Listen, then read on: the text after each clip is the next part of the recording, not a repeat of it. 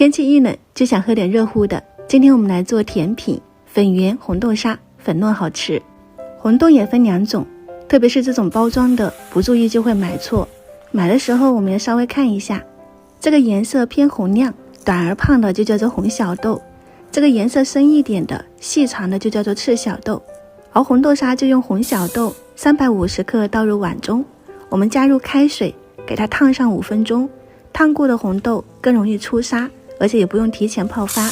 再倒入电饭煲的内胆里面，1000毫升的清水或者是热水，里面再加入一片片糖，红糖冰糖都可以。用电饭煲来熬红豆真的非常省事儿。我们选择煮粥键，给它煮上90分钟。接下来准备一些糯米粉、木薯淀粉，加入一点白糖调个底味，加入温水，我们给它搅拌成面絮状。没有多少干粉了以后，就给它下手揉成这种软一点的糯米团子，揪出一小块，用掌心给它搓圆，像这样子一颗颗粉圆就全部搞定。这个就是糯米丸子跟芋圆的结合版本，吃起来口感就更加软糯弹。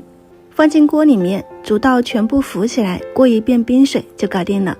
这边我们的红豆沙煮好后捞出来，你可以看到是各个开花的，舀出一小半，也就是4勺左右吧，放进绞肉机里面，给它打搅成红豆泥，倒入锅中，再把电饭煲里面的粒粒红豆和汤也一起倒进去，开中火，给它熬干一下水分，收干汤汁以后就变得非常浓稠了。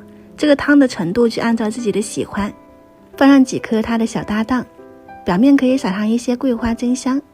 一碗热乎的丸子红豆沙就可以开吃了。这一口下去，粒粒红豆都是粉粉糯糯绵沙的口感，特别的香甜。如果你也喜欢，可以把这个视频点赞收藏起来去试一下。我是夏妈，我们下期再见。